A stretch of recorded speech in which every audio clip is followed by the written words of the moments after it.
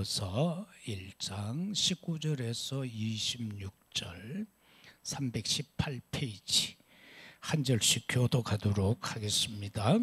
이것이 너희의 강구와 예수 그리스도의 성령의 도우심으로 나를 구원에 이르게 할 줄 아는 거로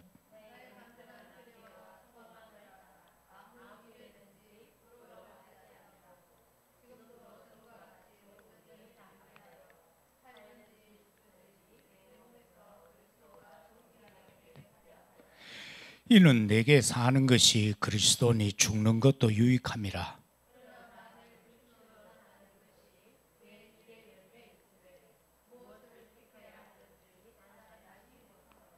내가 그 둘 사이에 끼었으니 차라리 세상을 떠나서 그리스도와 함께 있는 것이 훨씬 더 좋은 일이라 그렇게 하고 싶으나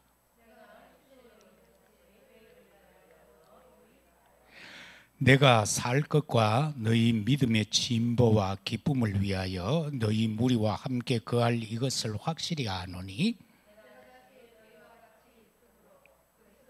주 안에서 자랑이 나로 말미암아 풍성하게 하려 함이라. 아멘. 오늘 본문의 말씀을 가지고 생각할 것은 복음 전파를 위한 용기와 소망.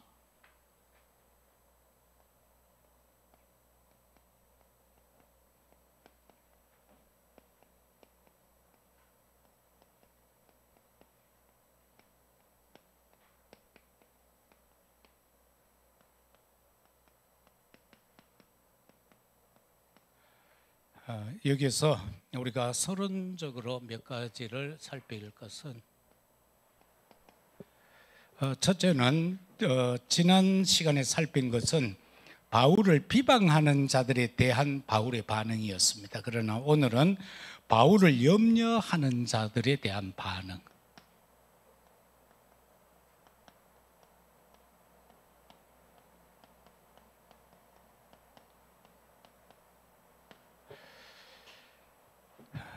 그 반응은 어떤 것인가 우리가 보면은요, 영광스러운 최후의 상급을 향해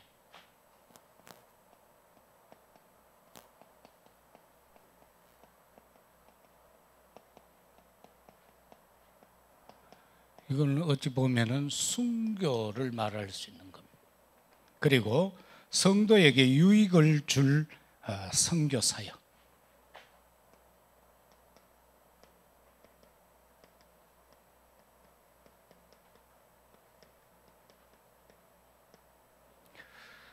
바울은 내가 어떻게 하면은 성도에게 더 유익한 사역을 할까라는 그러한 메시지를 지금 하고 있는 걸 봅니다. 그래서 내가 생각하면은 나를 위하면은 나는 죽어가 아버지한테 갚으면 좋은데 너희를 생각을 해서 내가 이 땅에 같이 있겠다.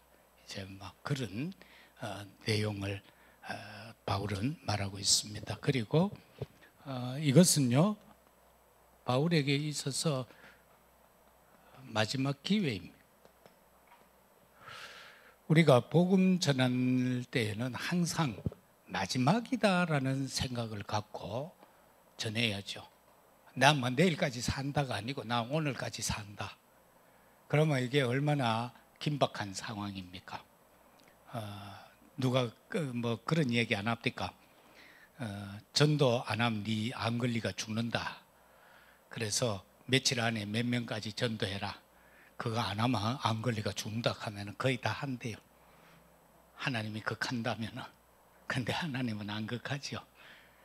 그래서 우리가 하나님 앞에서 정말 어떻게 사는 것이 아름다운 삶일까를 좀 생각해야 됩니다.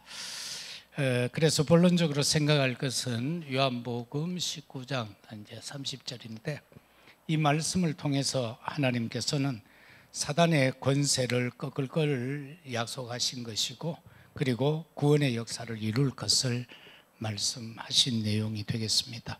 그래서 우리가 복음 전파를 위해서는 어떤 용기와 소망이 필요한가라고 할 때 첫째는 생사를 초월한 순교 정신.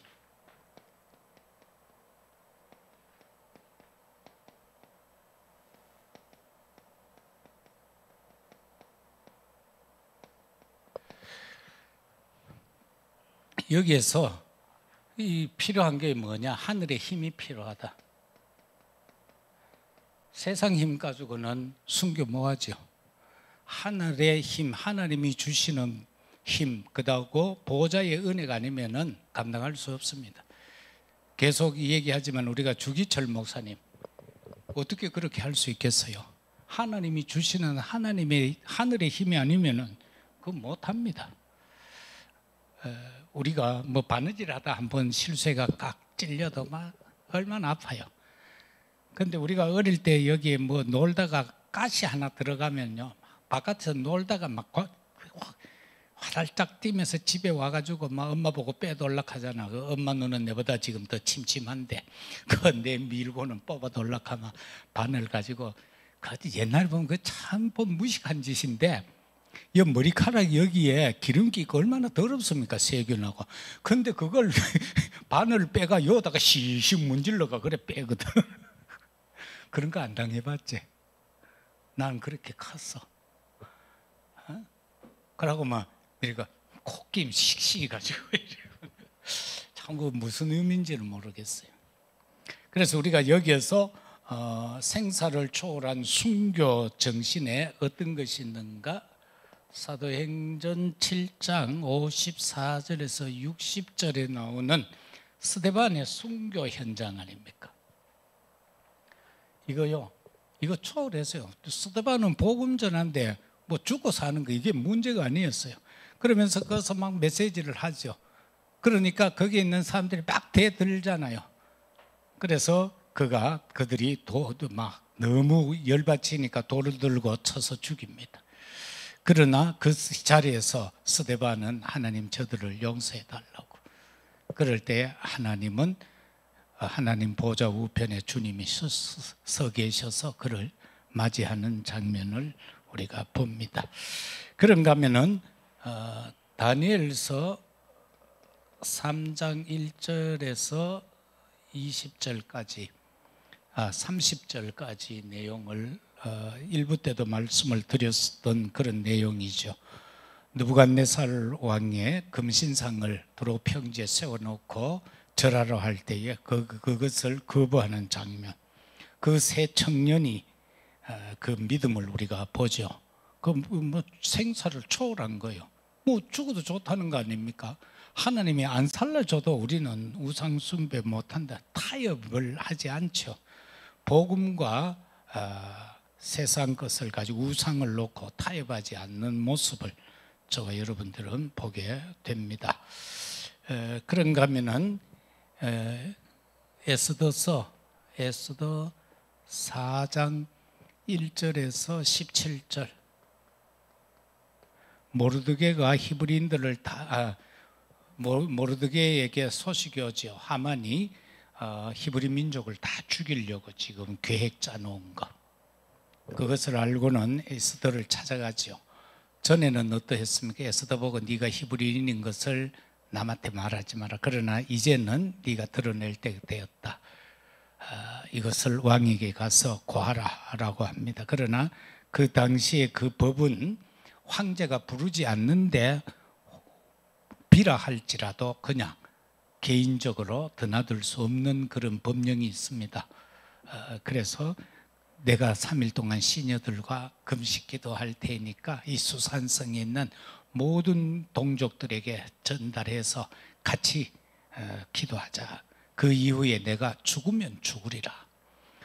황제가 호를 안 들면 죽어요. 목 잘려야 되는 상황에서 금식하고 들어갈 때에 막 황제가 막 기뻐서 뛰쳐나오면서 에스더를 맞이하게 되고, 소원이 뭐냐고 막 나라의 절반이라도 주겠다고 그렇게 이야기하죠. 거기에서 모르드게의 하만의 만행을 다 이야기하게 되고, 오히려 모르드게를 달라고 했던 그 장대에 하만이 달리고 그의 자녀 70여 명이 다 죽고 그 집은 걸음터미가 되는 사건을 보게 됩니다. 에스더가 이처럼 죽으면 죽으리라 라고 하는 이런 순교 정신, 이것이 바로 복음 전파를 위한 용기이며 소망인 것입니다. 그 다음에는 생사를 초월한 소망.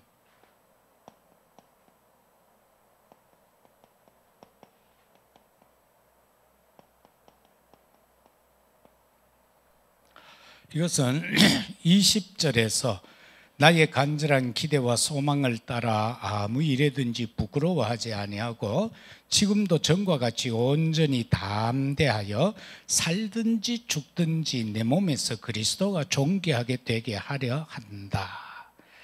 이게 바울의 소망이었고 바울을 염려하는 자들에게 이 믿음 가지고 살아라 그렇게 말씀합니다. 그러면서 21절에서 보면은요, 이는 내게 사는 것이 그리스도니 죽는 것도 유익하다. 이 뜻은 바로 그리스도와의 연합을 말하는 겁니다.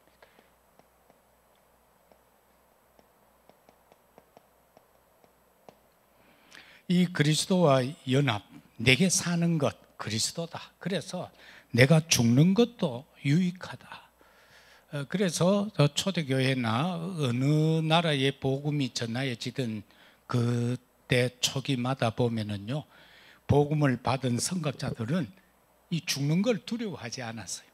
그래서 우리나라도 보면 초기에 그런 사건들이 많잖아요. 복음 때문에 가문에서 축출당하고 그리고 생명 두려워하지 아니하고 일제시대 때는 보면은 그 신사참배를 거부하다 죽은 사람들이 참 많고 옷고 치른 자들이 참으로 많거든요.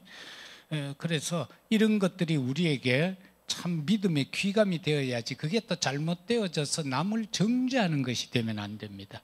한국 교단 중에 보면은 이 해방되고 나서 생겨난 교단들 중에는 이 고신 교단에서 나온 교단 중에 하나는 이 일제 시대에 신사 참배 한 사람들하고 막 이런 사람들을 막 정죄하기 위해서 세워진 교단이 있었어요. 그래서 지금은 그게 거의 없어진 바가 되어졌는데요. 이렇게 막 남을 약한 자를 막 또 실수한 자를 정죄하고 그렇게 하면 안 되잖아요. 그래서 우리가 이런 소망을 어디에서 볼 수 있는가 하면은 요셉을 통하여 볼 수가 있죠. 창세기 37장 1절에서 11절까지를 통해서 나오는 말씀을 우리 잘 알고 있죠. 여기에는 정확한 언약을 말하잖아요. 이 언약이 있으면은 소망을 갖고, 그래서 노예로 팔려가도 그는 그냥 갑니다. 갔는데 참 감사하게도 보면은 보디발 군대 장관 집에 가게 되고 거기에서 이 신실함을 보고요, 하나님이 함께하는 것. 그래서 그로 하여금 형통케 하는 하나님을 보고 그에게 모든 거 다 맡겨버려요. 내 먹는 거 이외에는 내가 다른 건 내가 터치 안 하겠다. 그렇게 성경은 기록하고 있어요. 거기에서 보면은 보디발이요, 나의 먹는 것 이외에는 내가 간섭하지 않겠다. 네가 다 알아서 하라. 이제 그 정도였습니다. 그 다음에는 또 뭐 여의치 않아서 40장에 들어가면은 감옥에 가는 사건이 나오잖아요. 39절 후반절에 들어가면은요, 요셉이 막 너무 이래 보기에 아름다웠어. 그래서 그 보디발의 아내가 군침을 흘리게 되어졌다. 그래서 자기 뜻대로 안 되니까 모함을 해서 감옥에 들어가게 되죠. 그런데 그게 감옥이 아니에요. 거기에서 그는 하나님의 계획을 한 단계씩 더 업그레이드해서 나가는 장면이 되어집니다. 결국 그 감옥에 들어감으로 인해서 황제를 만나는 자리까지 가게 됩니다. 41장에 들어가서 38절에서 45절까지 말씀에 나오죠. 그래서 황제 앞에 가서 그가 이 꿈 해석을 하게 될 때에 황제가 야, 이만큼 지혜로운 사람을 우리가 어여 얻겠노? 라고 하면서 바로 총리로 임명해 버립니다. 자, 있을 수 없는 사건이 일어나잖아요. 그래서 총리로 임명해서 그로 하여금 막 버금가는 황제의 버금술에다가 태우고요. 그러면서 막 퍼레이드를 벌리고 높여주죠. 그래서 이 허락 없이는, 요셉의 허락 없이는 수족을 못 놀리도록 다 요셉에게 맡겨버리는 사건을 봅니다. 그 다음에 생사를 초월한 소망, 우리가 이사야 선지자를 통해서 보면은 알 수 있는데, 이사야 6장 13절 그 앞에서는 막 여러 가지 환상이 보여지고 하면서 자기가 쓰임 받기를 원했어요. 이사야는. 그래서 자기의 부정한 입술을 제단에 핀 숯불에 거기에 화절을 달고서 내 입을 찢어서 정결하게 해달라고 그러고 내가 쓰임 받기를 원한다라고 표현을 하지만은 하나님께서는 그 아니다, 그루터기다, 그렇게 말씀하는 걸 볼 수 있고요. 그러면서 결과적으로 60장 22절에 가서도 보면은 그 상황 가운데서 작은 자가 천이 되고 약한 자가 강국이 된다. 때가 되면 나 여호와가 속히 이루겠다. 그렇게 말씀하는 소망 가운데 구약의 복음서라고 하는 이사야서가 기록이 되어지게 됩니다. 그 다음 우리는 바울을 통하여서 초대교회 속에서 바울을 통해 볼 수 있는 것은 우리가 사도행전 1장 14절 마가 다락방에 120명이 모였다라는 것, 여기에는요 생사 초월 안 하면 갈 수 없는 현장입니다. 그리고 1장 11절에서 약속하신 하나님의 약속, 몇 날이 못되어 기다려라 그러면은 하나님의 놀라운 성령의 역사를 받게 될 것이다. 그 약속 잡고 거기에 모여들게 되잖아요. 결국 나중에 바울은 어느 단계까지 갑니까? 가장 자기 사역에 있어서 최정점에 이르렀을 때에 사도행전 19장 21절에서 내가 로마도 보아야 하겠다.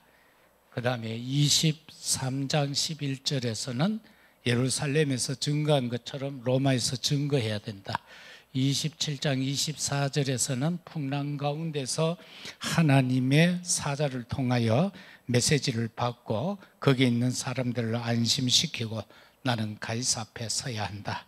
이런 엄청난 소망의 메시지가 나오게 된 것을 봅니다. 그 다음에 생사를 초월한 마지막 기회입니다. 우리가 이 생사를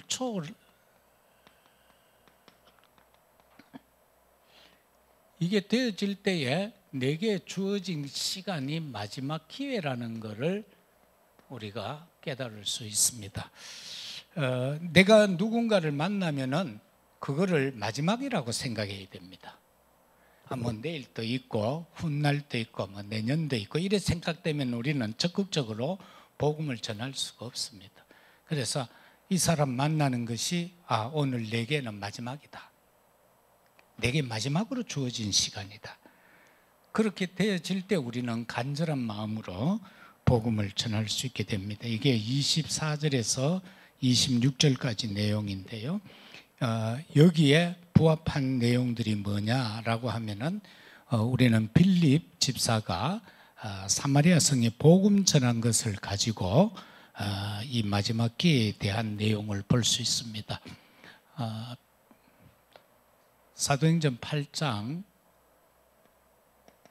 4절에서 8절 그 아무도 가지 아니한 사마리아, 그리고 유대인들은 그 성을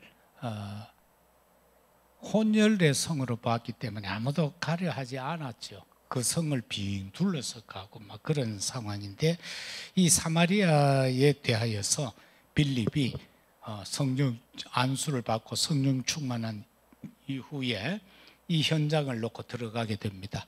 빌립이 들어가서 복음을 전할 때에 그 성에 많은 사람들이 복음을 받고 그들에게 기쁨의 역사가 일어난 것을 봅니다. 그래서 허다한 질병자들이 치유가 되고 그렇게 되죠.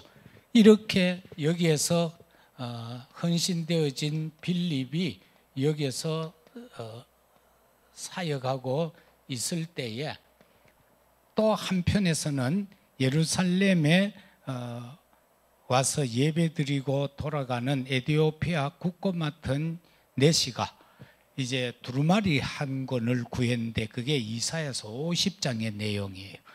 그걸 펴고 또 아무리 읽어봐도 이해가 잘 안 되잖아요. 왜?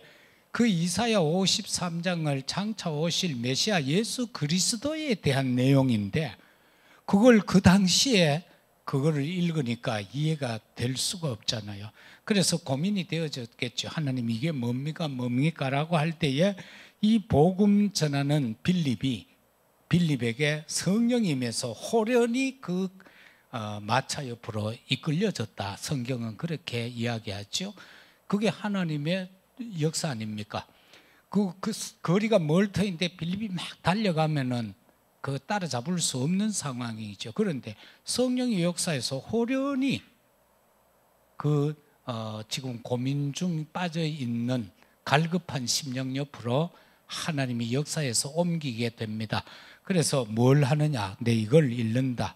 이해가 되느냐? 안 된다. 그래서 빌립이 거기에서 그 말씀을 복음으로 그에게 전달할 때에 그가 거기에서 세례를 받고 내가 이 예루살렘에 왔는 이 은혜를 기억해야 된다고 하면서 흙을 퍼담아 가죠. 그래서 에티오피아 사람들은 지금도 보면은 뭐 복음이 거의 없어졌어요. 에티오피아에도. 그러나 그들은 무언 자부심을 갖고 있노 하면은 내시가 복음을 우리에게 갖고 왔다. 그래서 우리는 예수 믿게 되었다는 그게 그들에게는 되게 심겨져 있어요. 6.25 때도 우리를 도왔던 사람들이거든요. 왕의 근위대들이 와서 진짜 잘 싸웠어요. 그 사람들은 적을 많이 물리쳤는데 그런데 그때 우리나라를 도우려고 근위대들이 다 빠진 사이에 쿠데타가 일어나가 황제하고 다 죽어버렸어요. 그리고 이 근위대들이 들어갔을 때에 그 반란을 일으켰던 사람들이 그 친위대를 그렇게 힘들게 했어요. 그래서 우리가 이제 좀 먹고 살만하니까 요즘은 그들이 쫓겨서 이래 마을을 이루고 있는데 거기에 우리가 집을 한국에서 다 지어줬어요. 그들로 하여금 살아갈 수 있도록. 그리고 그 후손들 막 이거 자립할 수 있도록 많은 걸 도와주고 이번에 코로나가 일어났을 때도 우리가 집중적으로 그 나라에 그분들을 위해서 많은 것을 보냈죠. 그런 걸 보면 우리나라가 참 잘한다 싶기도 하고요. 그 파병되어졌던 많은 연로한 분들이 뭐 사실 선진국이라고 해서 병원에 마음대로 갈 수 없거든요. 미국 같은 경우는 막 중병 앓고 있을 때 병원에 신청해 놓고 기다리다가 죽는다 하잖아요. 한국에 오면은 그날 당장 뭐 수술해보고 끝내보는데 그러니까 그런 많은 사례들이 있어요. 뭐 프랑스나 뭐 이런 데 사람들도 이 우리나라에 와서 상처 입고 간 사람들인데 그것은 수술하려고 할 경비가 너무 들고 하니까 그런 걸 우리나라에서 알고 보훈처에서 모시고 와서 수술해가 보내고 뭐 그래 보면 그게 이제 외교적인 것 아니에요. 그리고 또 우리가 또 빚을 갚아야 하는 내용들이니까. 그래서 그 나라는 지금은 보면 그만큼 열악해져 있어요. 교수 봉급이 얼마인지 알아요? 대학 교수 봉급이 300불이에요. 쉽게 말해서 30만 원이에요. 대학 교수가 그렇게 못 살아요. 그래서 우리가 거기도 이제 전도학교 해놓고 이제 막 그래 하면은 이 각지에서 막 수십 명이 와서 메시지 받고 그렇게 하는데 지금은 복음이 사라져 버리니까 결과적으로 그렇게 또 힘을 잃어가 버린 그런 현장을 보게 됩니다. 그래서 빌립이 여기에서 그 갈급한 심령을 위해서 그리스도로 그 풀이해 주는 장면이 나옵니다. 그리고 이게 초월되는 내용은 딴 거 아닙니다. 우리가 오직 성령 충만 받아야 권능을 받아야 돼요. 이 성령과 권능을 받아야만 우리가 땅 끝까지 이르러 증인의 삶을 살아갈 수가 있게 되는 겁니다. 복음 전파를 위한 용기와 그 소망에서 결론적으로는 우리가 갈라디아 2장 20절입니다. 바울이 고백한 내용이죠. 어떻게 보면 이게 우리가 복음적인 삶의 핵심이라고 볼 수 있습니다. 복음 가진 사람은요, 내가 죽어야 돼요. 내가 살아있으면은 복음이 증거가 안 됩니다. 그래서 나는 죽고 내 안에 그리스도가 살아 계신다는 그것만 붙들고 살아야 돼요. 그래서 항상 그리스도의 인도받는 거기에다가 초점을 맞춰야 돼요. 성삼위 하나님의 인도, 바로 성삼위 하나님이 나를 성전 삼고 계신다는 것, 이 속에서 우리가 힘이 주어지고 그 속에서 우리가 소망을 가질 수가 있다는 겁니다.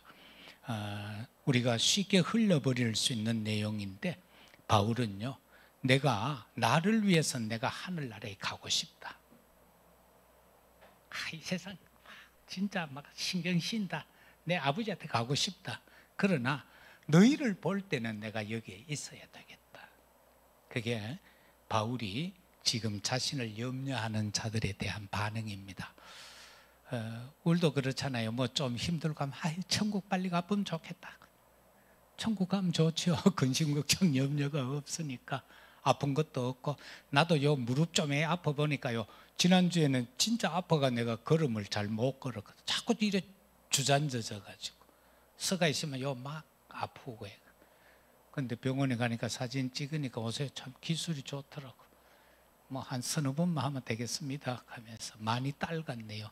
그래, 25년 전에 사고 나서 그랬는 부분이다 하니까, 그게 아무래도 이래 6조각이 났으니까 이래 매끄럽게 되진 않았을 것 아닙니까? 그게 스크래치가 나 있으니까 자꾸 이렇게 할 때에 딸는 속도가 좀 심했던 것 같다. 그래서 한 번 맞았는데 지금 많이 좋아졌어요. 그래서 참 의술이 좋긴 좋구나. 또 서울 사람들은 조금 별나요. 내 이래 아프다 하니까 그 서울 좋은 병원 소개해 줄 테니까 와가지고 뭐 이식 수술하는 거 있대. 막 그걸 하면 뭐 그건 어디 돈 안 드나? 이거는 43,000원만 주사 한 대 맞이 되던데. 그래서 여튼 저와 여러분들은요, 항상 이 하나님의 은혜가 아니면은 살아갈 수 없다. 하나님의 은혜가 아니면. 나도 그렇지만은 내 자녀 후대들도 하나님의 은혜를 입어야 된다. 그리고 우리는 누군가를 위해서 이 땅에 남아 있어야 됩니다. 생명이 다하는 그날까지 내 주변에 누군가를 위해서 나는 빨리 천국 가면 안 돼요. 왜? 그 생명을 구하고 천국 가야. 그게 바울의 심정이었다. 우리도 이 한 주간 이 심정을 가지고 우리 주변의 사람을 놓고 기도하면서 응답받는 귀한 축복의 한 주간이 되기를 예수 그리스도 이름으로 축복합니다. 아버지 하나님, 참으로 감사합니다.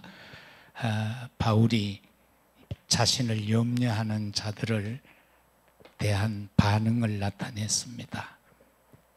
나를 위한다면 나는 하나님 나라로 가고 싶다. 그런데 너희들 때문에 내가 이 땅에 남아 있어야 되겠다라고 말입니다.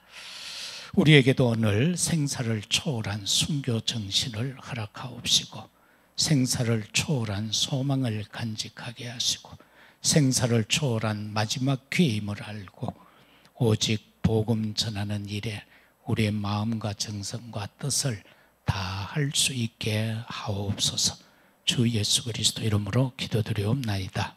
아멘.